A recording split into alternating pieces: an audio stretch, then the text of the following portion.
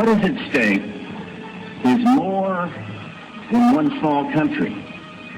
It is a big idea, a new world order. It does not matter if the war is not real, or when it is, that victory is not possible. The war is not meant to be won. It is meant to be continuous.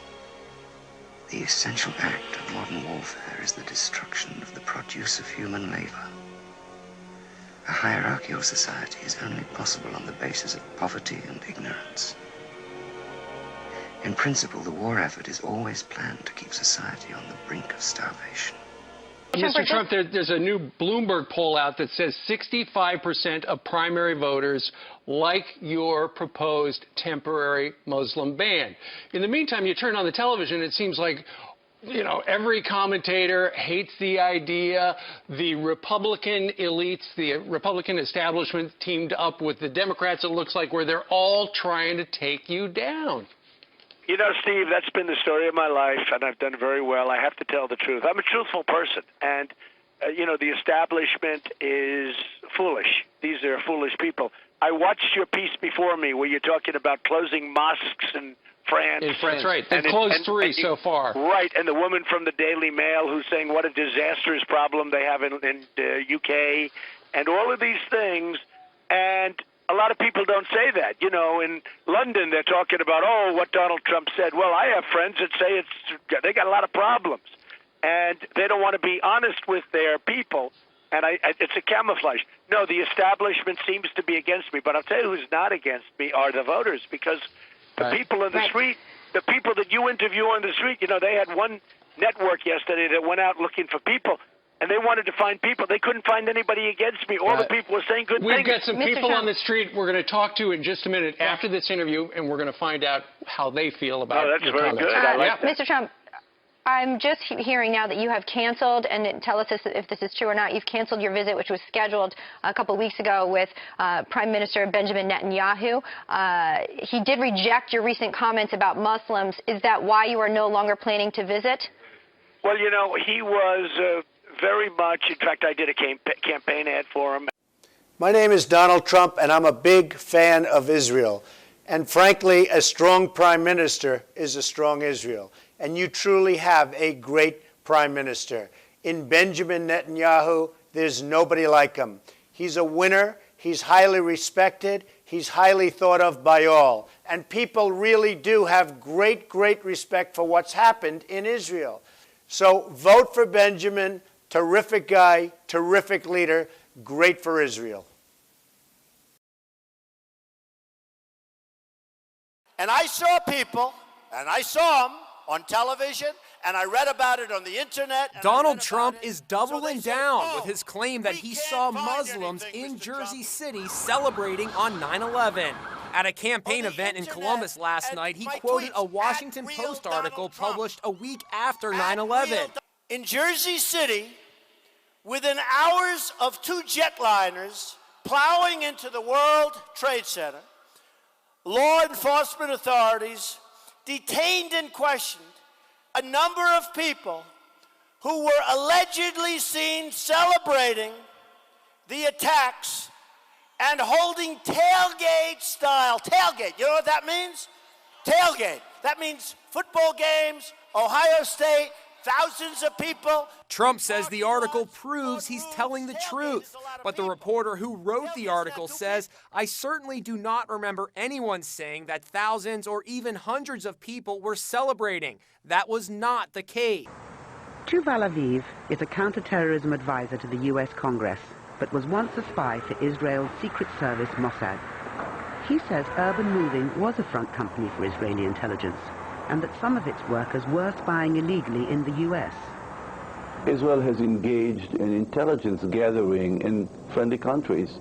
Some of it is done with permission, and some of it probably has been done without permission in areas that is vital to Israeli interest, where large Arab communities operate and live, where there's a lot of fundraising for terrorist activities in the Middle East. That's the old undercover. This is the old way of gathering intelligence, which America has not used. If a decision is being made to put a bomb under a building, during and after prayer on a Friday night in a mosque, you have to be in the mosque. You will not be able to do it from a satellite. Sources close to Israeli intelligence have told Channel 4 that urban moving produced no information that could have prevented 9/11. But whatever the truth of the conspiracy story, it's flushed out the possibility that Israel spies on America, its closest ally, an espionage tactic that both governments would prefer kept secret. There are certain type of information that methods of collections that you don't want to share with the local host country. Systems that you use, contacts that you make, undercover operations that you penetrating other terrorist networks. Those types of information you don't share with anybody. The urban moving five were eventually deported to Israel for visa violations. Channel 4 understands, from sources close to U.S. intelligence, that the condition of their release was that Israel promised not to spy in the U.S. without permission. Then, as now, the Israeli government publicly denies it spies in the U.S.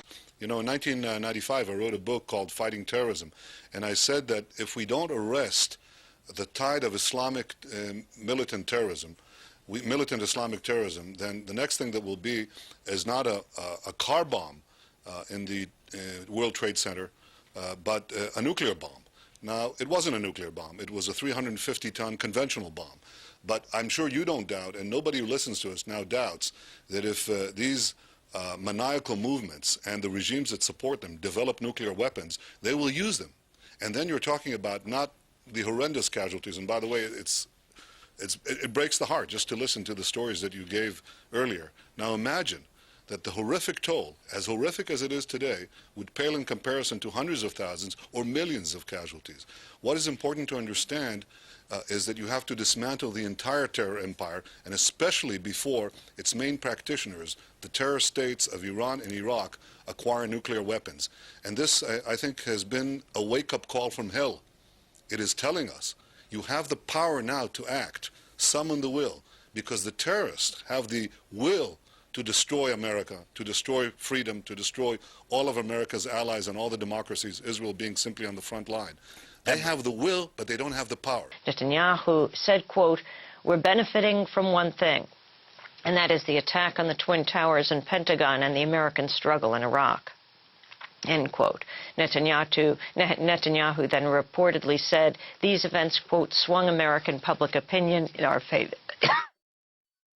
When we see Islamic State committing atrocities week after week, day after day, what's interesting to note is that all of the videos, the video evidence, is coming out of one little Israeli website called Site Intelligence Group. I think it's based in McLean, Virginia, and the woman who runs it is named Rita Katz. And she was on CNN when the second American beheading video was shown on TV. Mm-hmm. She told on CNN, she explained that it just so happens that we aired this film before the group aired the film because we had a copy beforehand. Well, how did they have a copy beforehand? You know? Good question. So where do the Saudis fit into this? Because, I mean, apparently, according to the 28 missing pages for the 9/11 Commission, there's Saudi financing that's going into the operation. Where would they fit into the 9/11 operation? Well, with all due respect for the Saudis, I would have to say they're kind of like useful idiots. They've been played. They may also be, of course, willing to go along with some of these things because I don't think they would oppose. I don't think the Wahhabist mentality would really object to the use of terrorism to right, spread their ideology. and they are supporting, as we know, they are supporting Islamic State. They are supporting these mercenaries and these rebels that are fighting in Syria. Going back to the Taliban in the 80s, right? Yeah, and they are, you know, they're dead set against Iran and Hezbollah and the Shiites. So, you know, but the Saudis. When you talk about those 28 pages, I don't know what those 28 pages say, but when they talk about Saudi involvement in 9/11, that is not consistent with all of the information that I have found, is that at the architectural level of this crime and the managerial level of this crime, the people who ran it, thought about it, conceived it, and then managed it, they're all Zionists, not Saudis. So, as I said, the Saudis were probably played or used or just useful idiots who were able to, you know, be snookered into a position where they look indictable. Right. Like they look culpable. Well, but I think even above the Zionist level, you still have what's the British Empire, Yeah. which is still a tactical, you know, how do you say, it's a tactical machine. Yeah. You know, the British Empire is the one that formed Israel in the first place, is the one that created the Saudi Arabia, because Arabia obviously was not under Saudi control before the British gave it to them. Right. It, you know, basically established the modern Middle East. And so they're tremendous architects, going back to Bernard Lewis and his arc of crisis policy in the late 70s, right, that Brzezinski bought into when they formulated the Afghan war against the Soviets, right? The idea we can use this radical Islam against, this is historical British policy, against any kind of sovereign nation state, be it USSR, be it China, be it Assad now in Syria, or, you know, Nasser and Sadat in Egypt before, right? So it's a very, to me, it's a British imperial policy that plays well into the Zionist, let's say, worldview. But when you look at the British imperial policy, you have to look at who's behind that imperial policy, and you do find the fingerprints of the Rothschild family, for example. The Balfour Declaration, which created the state of Palestine, was basically like the birth certificate for the nation in 1917, was addressed to Lord Rothschild. Yes. And you know, the Rothschilds, they had their own interest there. They wanted to create this Jewish state. They wanted to protect the Suez Canal, which they had invested in and owned. But it's when we talk about the British Empire, who exactly are we talking about? That's what I'm pointing out. You know, because you know, the British have been snookered in the same way that we've been snookered into wars in the Middle East that are not in our national interest, and it's not in Britain's national interest either. Well, again, that's the problem with empire. You lose your national interest when you become an empire, right? That's the whole point, is that you get caught up in these games that really destroy your nation, your industrial policies, for example, that might raise your working class. That all gets destroyed in the process of building. But you have to look at who is the brain behind the empire. Like, for example, now we have this Ukraine crisis. Well, how did we get in this Ukraine crisis? We got into it because of the actions of Nuland, Victoria Nuland. She's married to Mr. Robert Kagan. Who brought us the war in Iraq, basically. The PNAC document you referred to that said that the United States should invade and occupy Iraq whether Saddam Hussein is on the throne or not. That was in 2000, right? Well, now she comes along and she's the one who brought us the crisis in Kiev. She supported it, and then she said they had been pumping billions right into the and 2 weeks before the government was overthrown, the elected government was overthrown, she was already naming who would be the prime minister. So I mean, it's like this is not an American empire. This is an American empire with a foreign brain, if you will, with a foreign agenda at the top. So it's very destructive of our nation. It's destructive of everything this nation stands for. And we are enslaved. We are enslaved to that deception that began on 9/11.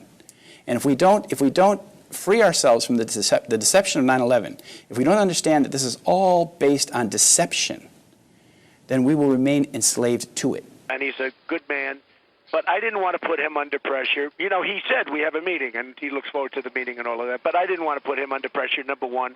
I also did it because I'm in the midst of a very powerful campaign that's going very well, and it was not that easy to do.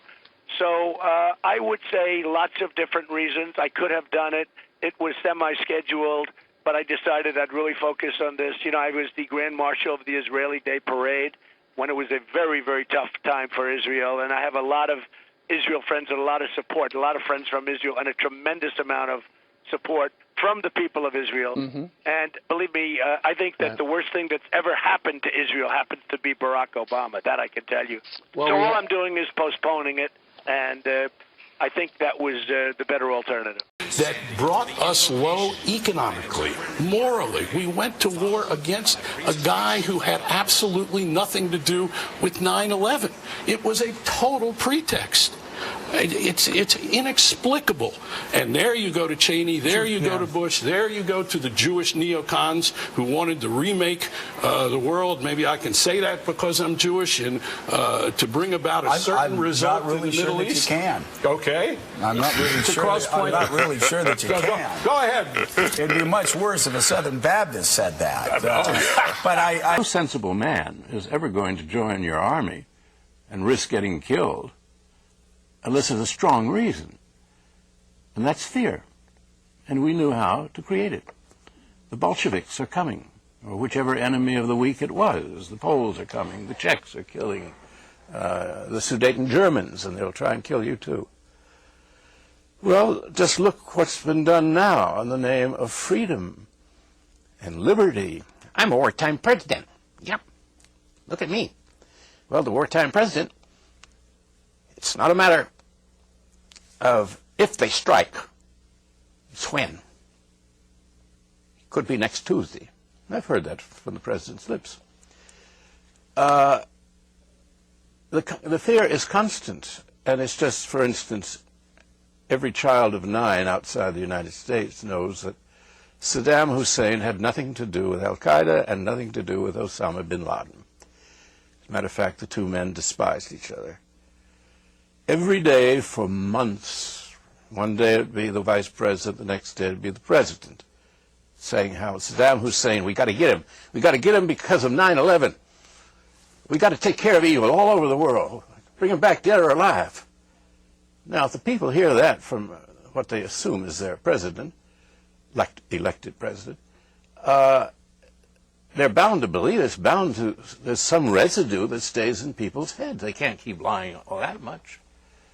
And so with terror, they have been able to come up with the USA Patriot Act, which nobody seems to be able to get their hands on. I can't find it. Bits of it we get, but that's about all, which shreds our civil liberties. And we're now at war with just about everybody. We're talking about possible strikes against Iran, North Korea, Syria. We have gone barbarous. We have gone back 2,000–3,000 years in human history to almost pre-Roman times. And the rationale among themselves is we got to have that oil. Well, the money we spend on a war, we could develop an alternative to fossil fuels. It's not all that, it's not that far away in the future. But we don't. We prefer the wars. Now, we can do it if we're wrong, Alex. You apologize. I'd apologize if I was wrong. But they were celebrating, and they were celebrating the fall of the World Trade Center. I think that's disgraceful.